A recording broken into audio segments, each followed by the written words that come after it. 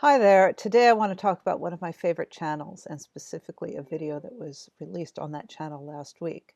So I've mentioned Dr. Eric Dodson on several occasions in these videos, but today I want to make a serious effort to present one of his many brilliant videos in the context of what I understand to be Pirsig's philosophy, and specifically the philosophy in Zen and the Art of Motorcycle Maintenance.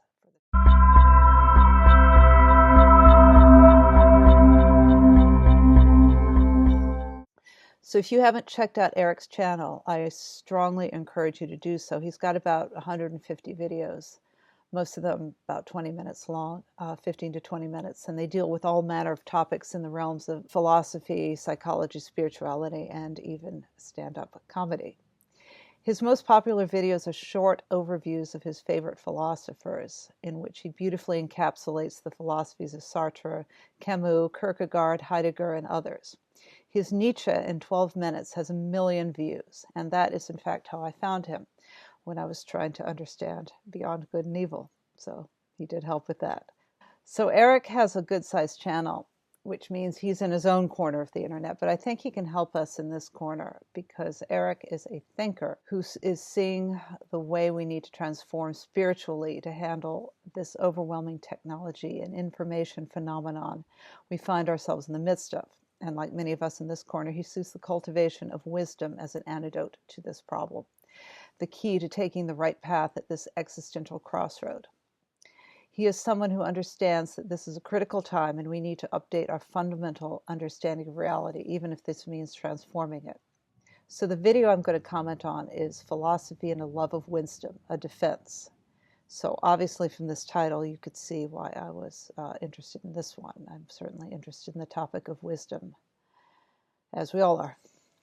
So Eric states that at the core of Western philosophy is obviously a love of wisdom. That's what it means. And that wisdom is, in fact, the capacity to receive what life is really asking of us, and our capacity to respond to what life is really asking us faithfully and harmoniously. He says, wisdom is to drink from the wide river of all that life is asking us to experience, or to fill our life with verve, passion, and courage. And certainly we know that philosophy gets people hooked on pondering the big questions of life. And this was certainly the case in one book in particular that was published in 1974. So one thing we learned in Zen and the Art of Motorcycle Maintenance is that when quality hits, that means that when the subject, you, become aware of quality from the pre-intellectual position, it will have different ways it can go. Remember, it doesn't matter how you use that perception of quality, just so long as your use of it, your manifestation, your solution has quality. So that perception of quality is going to give us some ideas. And we know which of these ideas have quality because they're the ones that are closest to that original perception of quality. Then you take that and you produce analogs that line up with that quality stimulus and are faithful and are harmonious to the quality we experience. And I think that there is something in that that is parallel to what Eric is saying that wisdom is. So I guess my stance on wisdom is the ability to receive quality, to connect with quality, and to act on quality in the most faithful and harmonious way. Pirsig says that when you engage with quality in this way, that is, you allow it to guide you to do what you're doing. That is something called gumption, and that is the psychic gasoline that drives you. And you could also say this is verve and passion. It often manifests that way. Also, it manifests in the flow state. I would say that there is something synonymous with the flow state and with verve and with passion. So Eric's definition of wisdom seems to say it's the type of understanding that leads us to the best possible life. One could even say the highest quality existence. Wisdom isn't what we know. We know plenty and we learn more all the time. Rather, it's the ability to live well with what we know. And Eric says something that we know well in this corner because we have a bit of a Jungian influence here. It's that we recognize that life is difficult and dark and filled with suffering, but in the shadows, wisdom is often born. Indeed, this makes sense because in order to be wise, you need to know the ways you're fooling yourself. You need to know about self-deception and your penchant for self-deception and how you actually engage in self-deception. That painful confrontation with shadow can really suck. It really can. And it is going to be a breaking in period once you decide that you are going to do this difficult thing. But once shadow is exposed to light, once you engage with it, it brings forth indeed a measure of enlightenment, because you know more about who you really are, and you won't fool yourself to avoid confronting that. And this is one of the gumption traps of Pirsig, that of ego. If you're convinced you know what you're doing and you don't, you're very likely to blame the unfavorable outcome of your endeavor on some other thing, rather than on your insistence that you are right. And so a lot of the ego trap, the gumption trap of ego, is really tied up with that confrontation of shadow. Anytime something gets in the way of your ego and you deny it, you are not going where you need to go. So I want to read one of many beautiful lines in Eric's video.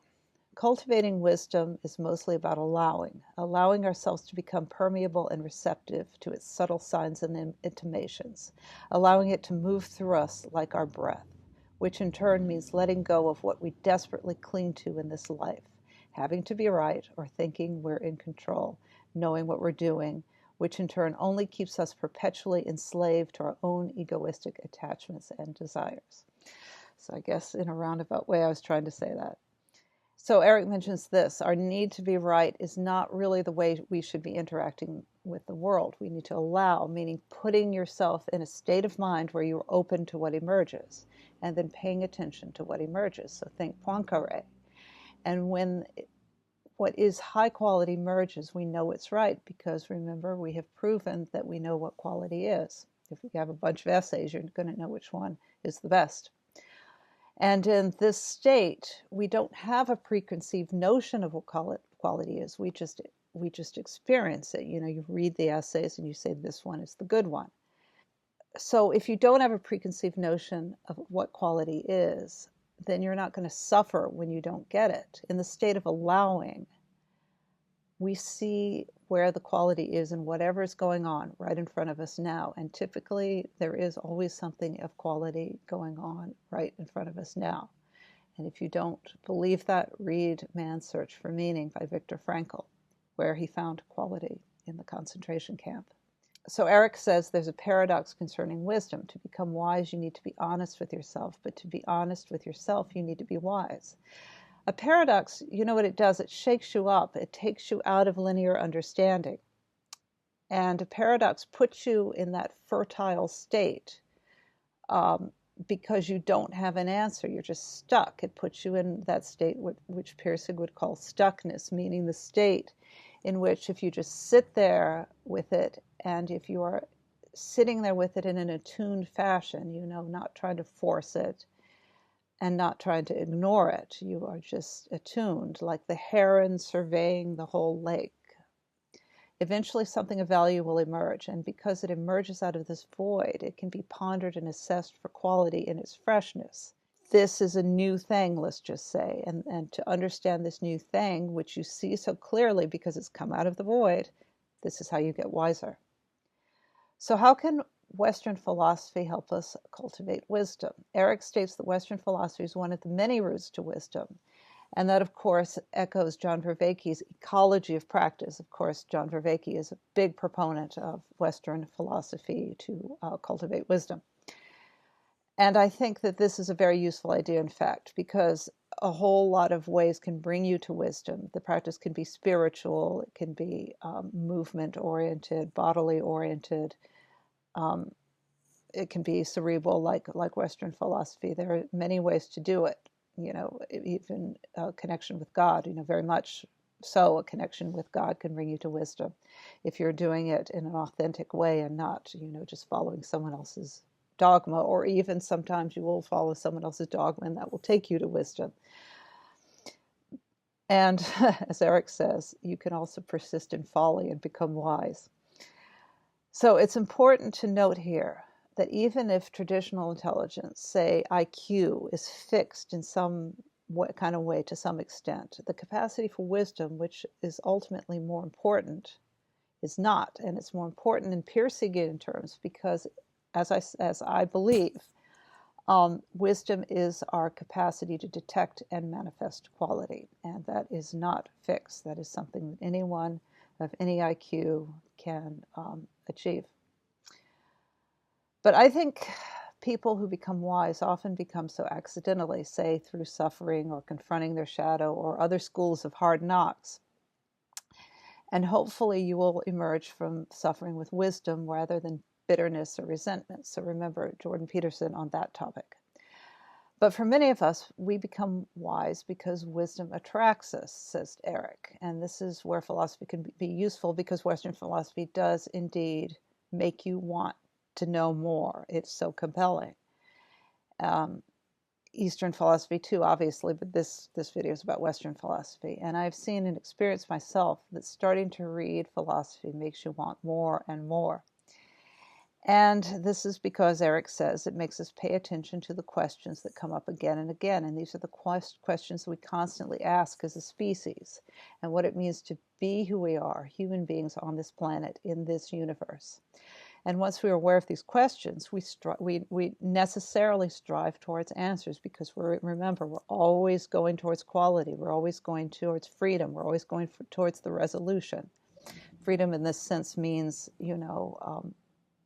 I would say you need to look at freedom as a release of this tension.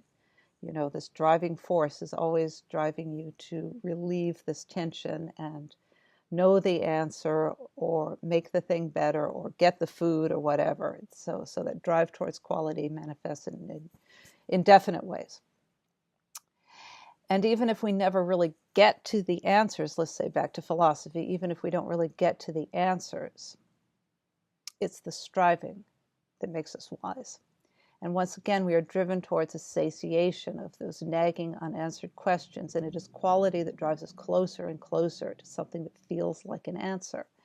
And this gives a whole new meaning to one of the best known lines in Zen and the Art of Motorcycle Maintenance, which is, "It is better to travel than arrive." One of the most important points Eric makes is that our modus vivendi, or our way of engaging in life, let's say, at least in the Western world, tends to be one of addiction and not wisdom. And as Eric so cleverly describes it, in the absence of any palpable, deeply meaningful sense of engagement with life, we always tend to focus our attention on the next carrot, meaning crisis.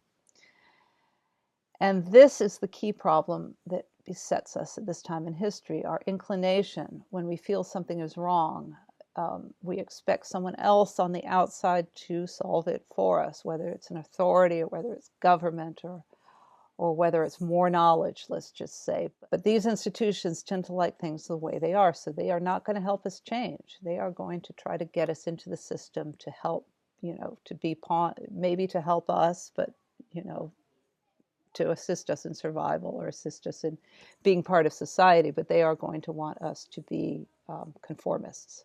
So really there is only one solution. To better the world, we must become wise ourselves. We must become philosophical in our souls or find wisdom along some other road, says Eric. Or, as Pirsig puts it, I think that if we are going to reform the world and make it a better place to live in, the way to do this is not with talk about relationships of a political nature, which are inevitably dualistic, full of subjects and objects in their relationship to one another, or with programs full of things for other people to do. I think that kind of approach starts at the end and presumes the end is the beginning. That's a very good point. We've talked about this in the reading series. This is the predetermined value that you are going for. You have a picture of that value. You are not allowing, you are forcing. Programs of a political nature are important end products of social quality that can be effective only if the underlying structure of social values is right. The social values are right only if the individual values are right, and the place to improve the world is first in one's own heart and head and hands, and then work outward from there. Other people can talk about how to expand the destiny of mankind. I just want to talk about how to fix a motorcycle. I think that what I have to say has more lasting value. So I think any decent thinker at this point is in the camp of we need to start with ourselves. And no serious thinker believes that any big institution is going to change anything for the better at this point.